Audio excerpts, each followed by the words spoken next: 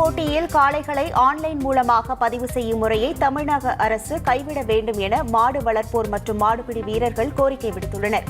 திண்டுக்கல் மாவட்டம் பிள்ளமநாயக்கன்பட்டியில் ஜல்லிக்கட்டு போட்டிக்காக காளைகளை தயார் செய்யும் பணிகள் விறுவிறுப்பாக நடைபெற்று வருகின்றன. இந்த நிலையில் ஆன்லைன் மூலமாக காளைகளை பதிவு செய்வதில் சிக்கல் ஏற்படுவதாகவும் மாடுபிடி வீரர்கள் காயமடைந்தால் உரிய நிவாரணம் வழங்க வேண்டும் என்றும் அரசுக்கு கோரிக்கை வைத்துள்ளனர்.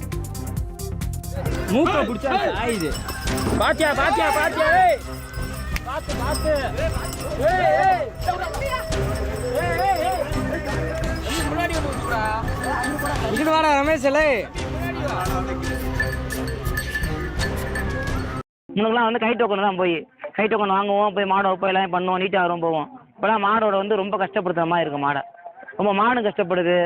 ஒரு டோக்கன் கிடைக்கானா மாடை கொண்டு போய் தள்ளுவாடி போகிற மாதிரி ஆகிப்போயிருது. அது ரொம்ப பிரச்சனை ஆகுது. அதனால மாடு ரொம்ப கஷ்டப்படுற மாதிரி இருக்குது எல்லா விஷயத்துமே.